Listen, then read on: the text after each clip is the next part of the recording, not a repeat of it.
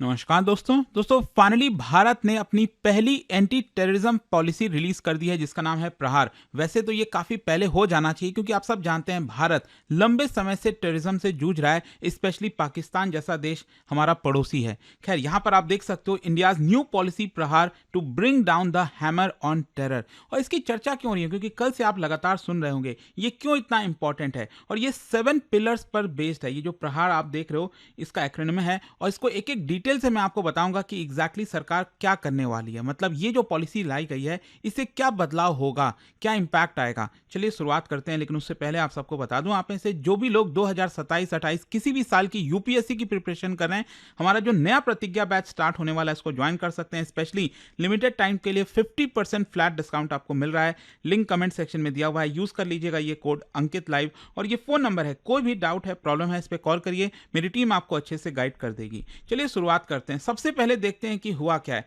कल जो है मिनिस्ट्री ऑफ होम अफेयर्स, जिनके मिनिस्टर अमित शाह जी हैं, उन्होंने भारत की पहली कॉम्प्रिहेंसिव और publicly articulated national counter terrorism policy और स्ट्रैटेजी रिलीज किया है और उसका नाम दिया है प्रहार। और इसका इंपॉर्टेंस क्यों है, प्रहार ही क्यों, मैं आपको आगे बताऊंगा।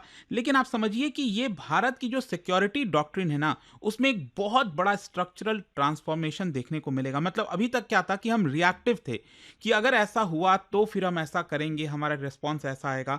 अब चीजें बदल रही हैं, अब हम formal doctrine driven national strategy के थ्रू जाना चाहते हैं। मतलब जिसमें सब कुछ इंटीग्रेटेड हो, इंटेलिजेंस से लेकर लॉ एनफोर्समेंट से लेकर डिप्लोमेसी, टेक्नोलॉजी, हर एक चीज। मतलब टेररिज्म ना फैले भारत के अंदर, कोई टेरर अटैक ना हो, इसकी पहले से तैयारी हो। इस दिशा में हम यहां पर जाना चाहते हैं। और मान लो अगर टेरर फैल भी गया, अगर कोई ऐसा आतंकी घटना हो गई, तो यहां पर आतंकियों को जीतने नहीं देना है। क्योंकि देखो आतंकियों का मेन क्या होता है ना, ये जो ब्लास्ट वगैरह करते हैं, ये हमारे साइकोलॉजिकल पर असर आता है, हमारी साइकोलॉजी पर बड़ा असर आता है। फॉर एग्जांपल आपको याद होगा पिछले साल जिस तरह से पहलगाम में अटैक हुआ, अब पूरा देश जो एकदम शॉक में था कि ऐसे इस तरह कैसे कर सकते हैं। तो इसको हम कैसे काउंटर कर सकें। दिल्ली में जो लाल किले के पास हुआ जो है, तो एक डर सा माहौल जो बनता है ना, वो नहीं होने देना है, आतंकियों को जीतने नहीं देना है। उस दिशा में ये जो पॉलिसी है वो काफी काम करेगी। प्रहार की इतनी आवश्यकता क्यों थी मैं आपको बताता हूं। बेसिकली भारत कई दशकों से मल्टीपल फ्रंट पर टेररिज्म से जूझ रहा है। क्रॉस बॉर्डर टेररिज्म की बात करें, रेडिकलाइजेशन की बात करें, अर्बन टेरर सेल्स की बात करें, लेफ्ट विंग एक्सट्रीमिज्म, ये भी अपने आप में एक प्रकार का टेररिज्म है। टेरर फाइनेंसिंग का नेटवर्क हो गया, साइबर और जो ड्रोन बेस्ड थ्रेट आज के डेट में सामने आए हैं। तो ये सभी चीज़ों पर भारत जूझ रहा है और इसीलिए हमें प्रहार की आवश्यकता है। अभी तक क्या था कि भारत किस पर रिलाई करता था। जैसे लीगल टूल की हम बात करें तो यूआपा हो गया, अनलॉफुल एक्टिविटीज प्रिवेंशन एक्ट हो गया, एजेंसी स्पेसिफिक मैंडेट हो गए, ऑपरेशनल कोऑर्डिनेशन मैकेनिज्म हो गया, एड हॉक क्राइसिस रेस्पॉन्स हो गया। तो इस तरह के इंडिविजुअल हमारा रेस्पॉन्स पर हम डिपेंडेंट थे। लेकिन यहां पर कोई भी सिंगल यूनिफाइड डॉक्ट्रिनल डॉक्यूमेंट नहीं था। डॉक्यूमेंट से होता क्या है ना कि एक चीजें वेल डिफाइंड हो जाती हैं कि अगर ऐसा होता है तो कैसे उसको टैकल किया जाएगा, मतलब किस एजेंसी का क्या रोल होगा। ये पहले सी चीजें अगर डिफाइन होंगी तो आप समझ सकते हैं कि इस कितना बड़ा बदलाव आ सकता है। तो स्ट्रैटेजिक ऑब्जेक्टिव, एजेंसी के रोल्स, प्रिवेंशन आर्किटेक्चर हो गया, रेस्पॉन्स हायरार्की हो गई, इंटरनेशनल पोजीशनिंग हो गई। तो प्रहार क्या करता है, ये जो हमारे पास मिसिंग थी चीजें उसको फिल कर देता है, उस वैक्यूम को फिल कर देता है। अच्छा, प्रहार का मतलब क्या है। प्रहार का वैसे तो लिटरल मीनिंग हिंदी में कहा जाता है स्ट्राइक, ठीक है, मतलब वॉर करना, मतलब स्ट्राइक कर देना। और तो यहां पर इसका एक्रोनिम जो है उसी की वजह से ये 7 पिलर पर बेस्ड है। जैसे P for prevention, response, aggregation of capacities, human rights and rule of law. ये सब मैं आपको एक एक करके बताऊंगा क्योंकि इसको डिटेल में समझेंगे, क्योंकि इसी पर सब कुछ बेस्ड आ रहा है प्रहार, ये जो निकल कर आया। अच्छा, फिलॉसफी यही है कि strike early, strike decisively and strike lawfully. ये आपको फिलॉसफी देखने को मिलेगी। मतलब पहले हमें स्ट्राइक करना है, डिसाइसिवली करना है, एक बार में खत्म हो जाए, और लॉफुली करना है। देखो यही डिफरेंस होता है एक डेमोक्रेटिक कंट्री और नॉन डेमोक्रेटिक कंट्री में। हम लॉज का काफी ज्यादा ध्यान रखते हैं। अच्छा, भारत का जो थ्रेट असेसमेंट है प्रहार के तहत वो क्या है, पहले ये समझ लीजिए। यहां पर जो पॉलिसी में चीजों को आइडेंटिफाई किया गया है कि भारत को कहां कहां से डर है, थ्रेट कहां से आ रहा है। तो पहला तो है क्रॉस बॉर्डर टेररिज्म, और ये हम सब जानते हैं पाकिस्तान की तरफ से कितना फैलाने की कोशिश की जाती है, स्पेशली जब स्टेट स्पॉन्सर्ड टेररिज्म हो, रिक्रूटमेंट में, फंडिंग में, इन्फिल्ट्रेशन में, प्रोपेगेंडा वॉरफेयर में पाकिस्तान की सरकार पूरी मदद करती है। फिर यहाँ पर इस पॉलिसी में स्पेसिफिक ग्रुप्स का भी मेंशन किया गया है कि कैसे भारत के ऊपर ये कोशिश करते हैं प्रहार करने की, फॉर एग्जांपल अलकायदा, आईसिस, तो इन सब का जिक्र आपको देखने को मिलेगा। साथ ही साथ इस पॉलिसी में ये भी कहा गया है कि देखो ये टेक्नोलॉजी ड्रिवन टेररिज्म हो गया है। मॉडर्न थ्रेट में आप देखोगे वो पहले वाला नहीं है कि बस आए यहाँ पर अपने आप को सुसाइड अटैक कर लिया, कुछ ब्लास्ट कर लिया। यहाँ पर drone weaponisation, encrypted communication, crypto currency financing, dark web recruitment, cyber terrorism, ये सारे टेक्नोलॉजी ड्रिवन टेररिज्म है, इससे भी हमें लड़ना है भारत को। और हाइब्रिड वॉरफेयर आपको देखने को मिलेगा, मतलब डिसइंफॉर्मेशन हो, प्रॉक्सी वायलेंस हो, ऑर्गेनाइज्ड क्राइम हो, टेरर लॉजिस्टिक हो,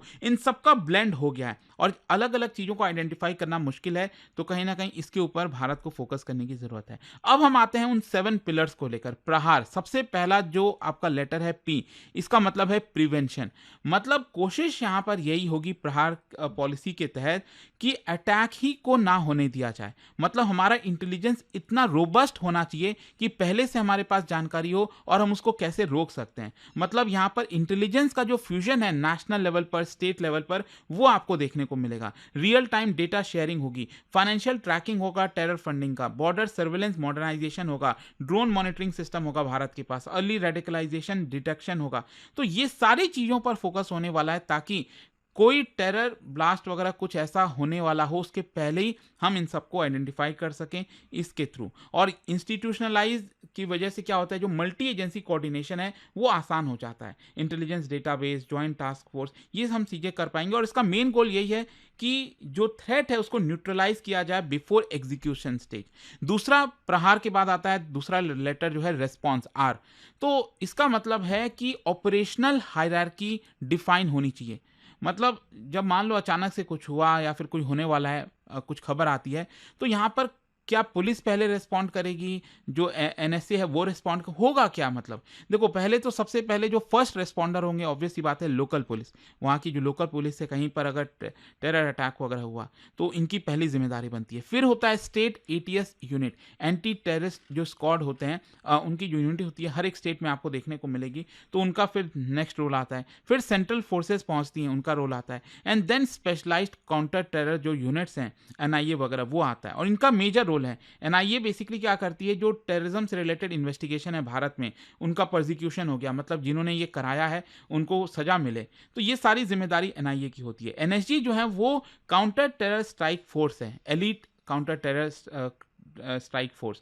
तो ये मदद करते हैं कि कैसे हम यहाँ पर जो है उन पर वॉर कर सकें। और इसकी ये सारी चीज़ें अगर होंगी तो इट इंश्योर्स कि रैपिड डिप्लॉयमेंट होगा फोर्सेस का, अन यूनिफाइड कमांड होगा, मिनिमम इंटर एजेंसी फ्रिक्शन होगा, ये सब कुछ आपको देखने को मिल सकता है। अच्छा, यहाँ पर इंटरनल कैपेसिटीज़ की अगर हम बात करें तो उसको एक प्रकार से हमें बढ़ाने की ज़रूरत है। मतलब ये जो पिलर है, जो तीसरा वाला लेटर है, इसमें बेसिकली क्या है कि हमारे पास जो कैपेबिलिटीज़ है उसको और ज़्यादा बेटर करने की आवश्यकता है। पहले जिस तरह से चीज़ें चलती थी उससे काम नहीं चलेगा। यहाँ पर हमें ट्रेनिंग को स्टैंडर्डाइज करना पड़ेगा। पूरे देश भर में हमारे पास जो सिक्योरिटी फोर्सेज हैं, पर्सनल हैं, उनका ट्रेनिंग स्टैंडर्डाइज तरीके से हो। मॉडर्न वेपन्स और टेक का अडॉप्शन करना पड़ेगा भारत, क्योंकि जो टेररिस्ट हैं वो तो पहले से इन चीज़ों को अपना रहे हैं। तो भारत को और ज़्यादा बेटर टेक्नोलॉजी वाली इक्विपमेंट्स होनी चाहिए, फॉरेंसिक अपग्रेड होना चाहिए, काउंटर ड्रोन सिस्टम होना चाहिए हमारे पास, साइबर इंटेलिजेंस लैब होना चाहिए।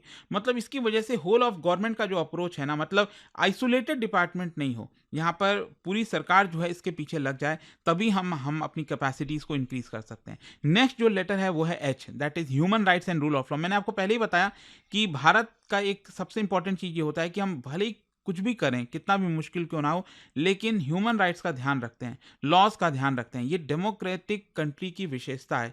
तो प्रहार ने एक्सप्लिसिटली बताता है कि काउंटर टेरर एक्शंस जो है वो कॉन्स्टिट्यूशनल सेफगार्ड के तहत होना चाहिए, ड्यू प्रोसेस फॉलो होना चाहिए, जुडिशियल ओवरसाइट बहुत इंपॉर्टेंट है। सो दिस इज इंपॉर्टेंट क्योंकि काउंटर टेरर लॉज जो हैं उनको काफ़ी कई बार क्रिटिसाइज किया जाता है। जैसे मान लो फॉर एग्जाम्पल जम्मू कश्मीर में कई बार आपने देखा होगा कि यहाँ पर सिक्योरिटी फोर्सेस कोई भी कदम लेती हैं तो कई बार उनको क्रिटिसिज्म झेलना पड़ता है। तो ये डेमोक्रेसी का पार्ट है, लेकिन हाँ, हमें उनको भी अलाउ करना चाहिए। तो बहुत सारे इसमें आपको इश्यूज आपको देखने को मिलते हैं। तो एक प्रकार से रूल ऑफ लॉ का सेफगार्ड अगर हम लगा देते हैं तो हमारी पॉलिसी और उसकी लेजिटिमेसी बढ़ जाती है हमारे पॉलिसी की। यहाँ पर जो कम्युनिटीज एलिनेट हो सकती हैं उसको हम अवॉइड कर पाते हैं, या ह्यूमन राइट्स बैकलैश को हम प्रिवेंट कर पाते हैं। फिर नेक्स्ट जो लेटर है वो है ए। अब इसमें क्या है, एटेन्यूएटिंग एनेबलिंग कंडीशन।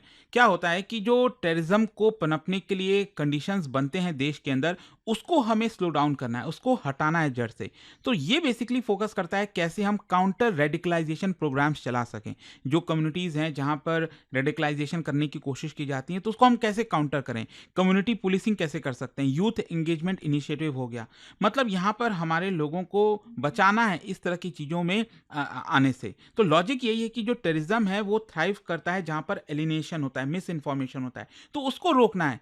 हम ये नहीं कह सकते कि भाई ये जो है, हाँ ऑब्वियस सी बात है, अगर कोई टेररिज्म की तरफ जा रहा है, झुकाव कर रहा है, वो अपने आप में गलत है। वो तो अगर होता है तो फिर तो हमें अलग तरीके से काउंटर करेंगे, लेकिन वो बच्चा या यूथ जो है वो जा ही ना, उसके लिए सरकार जो है इस तरह के प्रोग्राम्स वगैरह चलाएगी। ये आपका है। और नेक्स्ट है आपका 6A। अगेन इसमें बेसिकली जो इंटरनेशनल एफर्ट है, देखो ये भी बहुत इंपॉर्टेंट होता है, और इसमें तो पाकिस्तान काफ़ी माहिर भी है। आप देखते ही हो कि कैसे जब वॉर की सिचुएशन आती है, मिस इन्फॉर्मेशन फैलाना, तो इसकी वजह से क्या होता है ना कि आप वॉर जीते भी हो। फॉर एग्जांपल ऑपरेशन सिंदूर का ही आप देख लो, भारत ने इतना ज़बरदस्त प्रहार किया, ख़त्म कर दिया आप समझो, और लेकिन मिस इन्फॉर्मेशन, हमने इतना रफाल गिराया, ये कर दिया, वो कर दिया, फालतू की चीज़ें, और एक प्रूफ नहीं है उनके पास।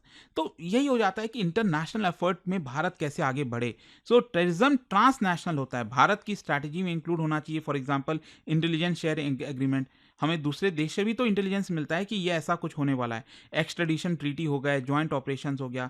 तो भारत ग्लोबल फोरम्स में जैसे यूनाइटेड नेशंस हो गया, वहाँ पर इसका लीवरेज ले सकता है।